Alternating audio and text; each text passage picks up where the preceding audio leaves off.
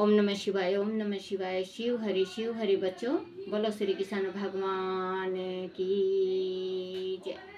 राधे राधे बच्चों, राधे राधे। बोलो अपने अपने गुरुदेव महाराज की जय। श्री मद्भागवत महापुराण की जय। सुख सागर प्रथम स्कंद पहला अध्याय। श्री सूत जी से सोनक दी ऋषियों द्वारा प्रसन्न करना। नेमी शरण में एक सोनकादि ऋषियों ने सूत जी से प्रार्थना की, हे सूत जी, आपने श्री देव व्यास जी के पास बैठकर सभी पुराणों और धर्म शास्त्रों का ध्यान किया है। कृपया हमें भी बतलाइए कि उन पुराणों पर धर्म शास्त्र तथा गुरुजनों के उपदेश में ऐसा क्या है जिससे कलयुग में निवास करने वाले जीवों का कल्याण हो सके और आप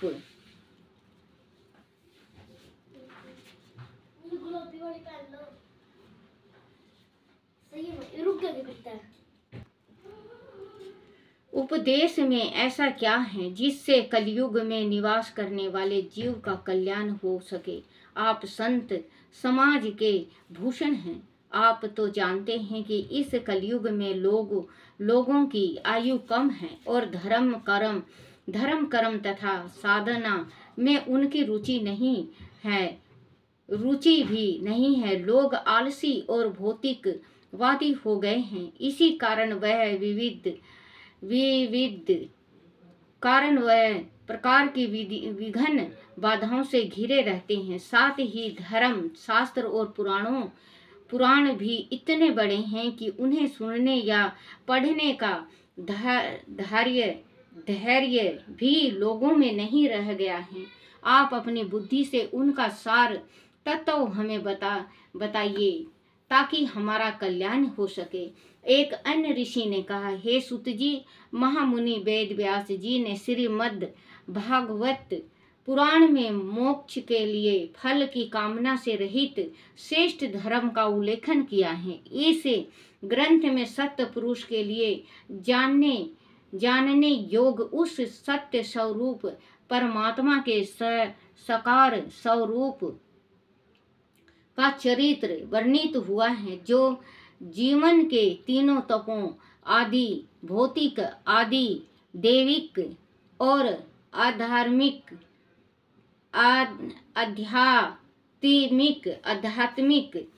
ताम तप यत्र आदि भौतिक शारीरिक और मानसिक दुख आदि देवी आपदाएं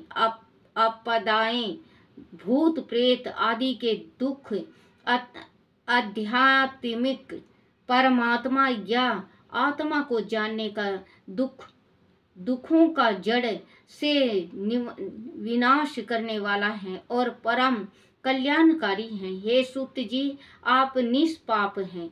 आपने समस्त इतिहास पुराण और धर्म शास्त्र का विधिवत ध्यान किया है। आपका हृदय बड़ा सरल है। आप गुरुओं की कृपा व अनुग्रह के पात्र बने हैं। आप हमें कृपा यदुवंशियों के रक्षक भक्त उत्सल भगवान श्री कृष्ण के अवतार की कथा सुनाइए और हमारे जीवन को परमात्मा के उस अद्भुत चरित्र से रसा अमृत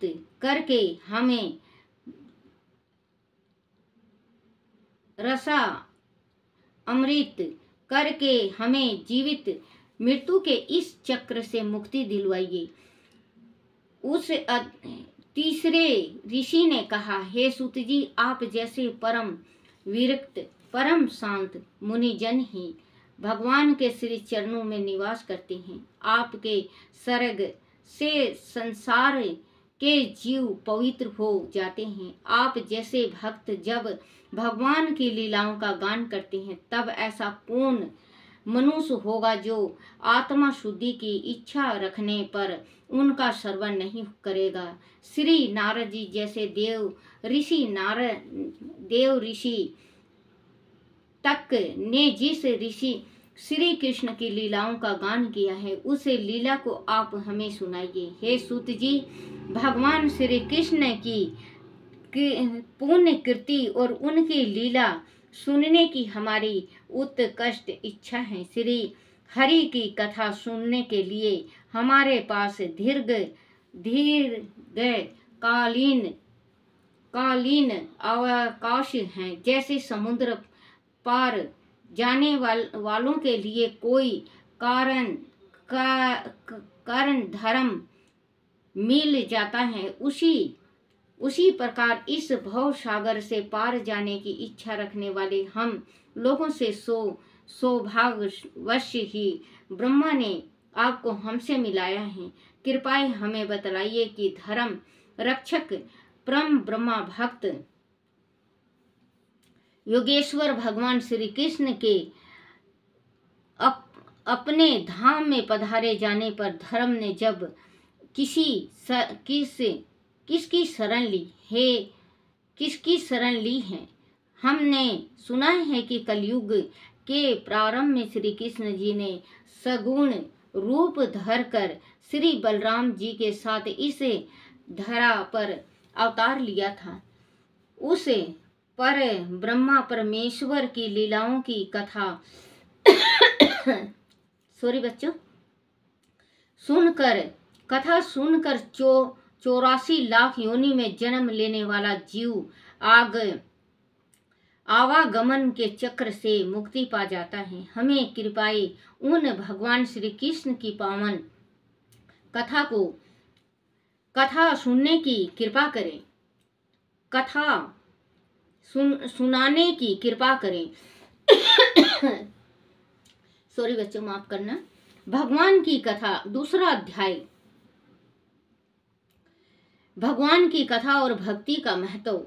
सोनकादि ऋषियों के प्रश्न सुनकर सूत जी बहुत प्रसन्न हुए। उन्होंने ऋषियों से कहा, जिस समय श्री सुखदेव जी का यज्ञोपवीत संस्कार भी नहीं हुआ था, उन्होंने अकेले ही संन्यास लेने का निर्णय किया। वह वन को जाने लगे तो उनके बिछुड़ने के विरह से व्याकुल होकर श्री वेद व्यास जी पुत्र मोह में उन्हें पुकारने लगे, किंतु सुखदेव जी ने उनके पुकारने को अनसुना कर दिया और मन ही मन सोचने लगे कि पिता श्री संसारिक मोह माया से ग्रसित हो गए हैं। उसी समय वन के वृक्षों ने व्यास जी से कहा, ऋषिवर, इस संसार में ना कोई किसी का पिता है और ना किसी का पुत्र। प्रत्येक जीव का वह शरीर सदैव जीवन मृत्यु के आवागमन चक्र में फंसा रहता है।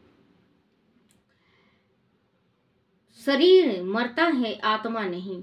आपको श्री सुखदेव जी के भक्ति मार्ग में व्यवधान उपस्थित नहीं करना चाहिए। यह सुनकर व्यास जी को संतोष हुआ और वह वापस लौटने लगे, परंतु फिर न जाने क्या सोचकर वह वन में सुखदेव जी के पीछे पीछे चलने लगे।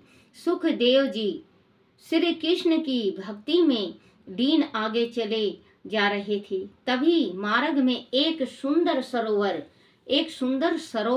दिखाई दिया। उस सरोवर में कुछ सुंदर स्त्रियां नंगी होकर स्नान कर रही थी। उन्होंने सुखदेव जी को आते देखा तो किसी प्रकार की लज्जा नहीं की और उसी प्रकार स्नान करती रही। सुखदेव जी आगे बढ़ गए। कुछ देर बाद व्यास जी वहां आए तो स्त्रियों ने तत्काल अपने वस्त्र पहन लिया और लज्जा से सिर झुकाकर एक ओर खड़ी हो गई। व्यास जी ने उनसे पूछा, तुमने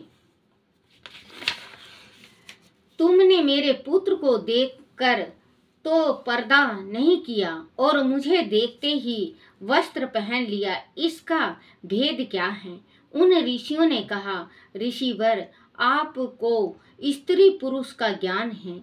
जबकि सुखदेव जी को स्त्री पुरुष का कोई भेद ज्ञात नहीं है। इसीलिए हमने उनसे लज्जा नहीं की और आपको देखकर वस्त्र पहन लिए। स्त्रियों के वचन सुनकर व्यास जी सोचने लगे कि निस्पृह और निश्चल भाव से जो भक्त परमात्मा में भक्ति रखता है उसे इस संसार का कोई मोह नहीं रहता। मेरा पुत्र निश्चय ही परमात्मा का भक्त है। भविष्य में वह लोक हित में ही अपना जीवन यापन करके लोगों का कल्याण करेगा। तभी तो इन स्त्रियों ने मेरी नहीं उनकी प्रशंसा की है। ऐसा विचार कर वह वापस लौट पड़े। सूत जी बोले, ऋषियों, मनुष्यों के लिए सर्वश्रेष्ठ धर्म वही है जिससे भगवान श्री कृष्ण में भक्ति भाव उत्पन्न होता है। ऐसी भक्ति होती है जिसमें किसी लौकिक पदार्थों की कामना नहीं की जा सकती। इस भक्ति से मनुष्य का हृदय सच्चिदानंद स्वरूप परमात्मा की उपलब्धि से कृत्य हो जाती है। भगवान श्री कृष्ण की रूप माधुरी में समर्पित हो जाने से निष्काम ज्ञान और वैराग का जन्म होने लगता है। धर्म का फल है मोक्ष। उसकी सार्थ कथा भौतिक कामनाओं की पूर्ति में नहीं है। भोग विलास का कर्म केवल इंद्रियों की संतुष्टि के लिए नहीं होता, उसका अर्थ जीव निभा से होता है। भक्त और भगवान के मध्य जब भेद समाप्त हो जाता है तब मुक्ति हो जाती है। विचारवान पुरुष भगवान के चित्त से कर्मों के बंधन को काट डालते हैं। हे ऋषियों, पवित्र तीर्थों का सेवन करने से, उनमें श्रद्धा रखने से भागवत कथा में सहज ही रुचि उत्पन्न हो जाती है।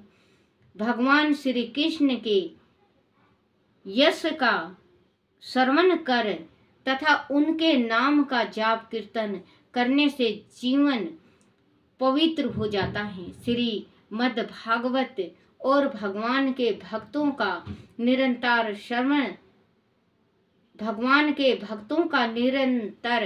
श्रवण करने से अशुभ वासनाएं तथा विकारों का नाश हो जाता है।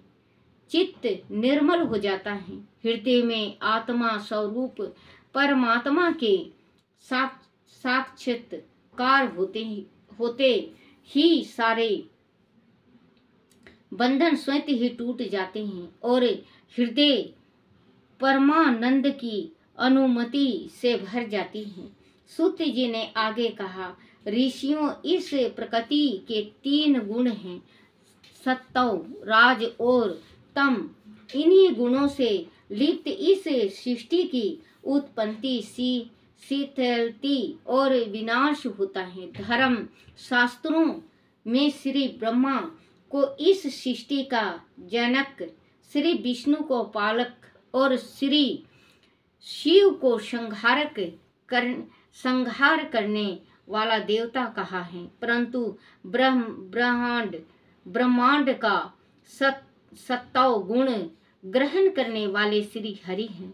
तमो गुण से राजो गुण श्रेष्ठ हैं और राजो गुण से तमो गुण श्रेष्ठ हैं। वह सत्य गुण ही भगवान से योग कराने वाला है। प्राचीन काल से ही महात्मा लोग अपने कल्याण अथवा मुक्ति के लिए विशुद्ध रूप परमात्मा श्री हरि की आराधना करते रहे हैं। जो लोग इस भव सागर से पार जाना चाहते हैं वह ना तो किसी की निंदा करते हैं और ना किसी का दोष ही देखते हैं। वह भगवान विष्णु और उनके अंश अवतारों से अपने आप को समर्पित करते हैं। वेदों का तत्व प्रायण श्री कृष्ण से है। योगों का उपदेश श्री कृष्ण की आहुति देने से है। योग श्री कृष्ण के लिए किया जाता है और समस्त कर्मों की परिसमाप्ति श्री कृष्ण में ही होती है। ज्ञान से, तप से, धर्म के अनुष्ठान से और समस्त संगतियों से होने वाले अर्थ की परिणति श्री कृष्ण में ही होती है।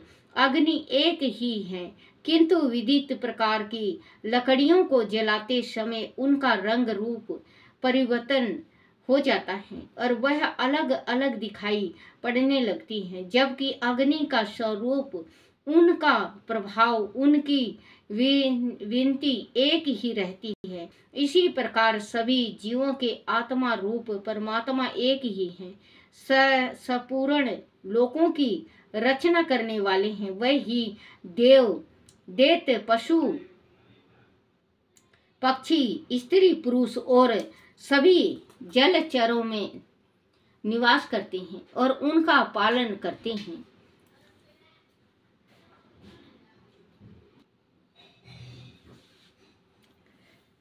भागवत का 3रा अध्याय।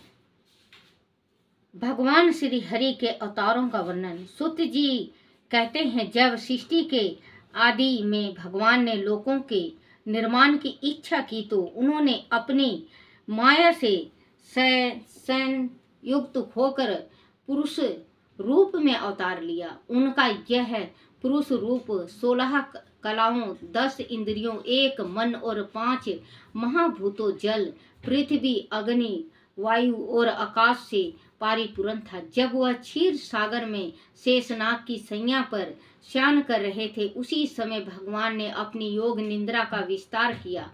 उनकी नाभि से निकले कमल पुष्प पर प्रजापति ब्रह्मा प्रकट हुए। वह पुरुष रूप भगवान नारायण का विराट रूप था। इसी विराट रूप से तीनों लोक, स्वर्ग, पृथ्वी और पाताल की कल्याण की गई है। वह भगवान का विशुद्ध सत्वमय श्रेष्ठ रूप है। भगवान के इस स्वरूप में हजारों सिर, हजारों हाथ, हजारों पैर, जांघ, भुजाएं, मुख, कान, आंख, नासिकाएं आदि हैं। भगवान का वह विराट रूप नारायण है। बोलो श्री कृष्ण भगवान की जय। श्री कृष्ण गोविंद हरे मुरारी, हे नाथ नारायण वासुदेवाय, हे नाथ नारायण वासुदेवाय, हे नाथ नारायण वासुदेवाय। श्री कृष्ण गोविंद हरे मुरारी, हे नाथ नारायण वासुदेव।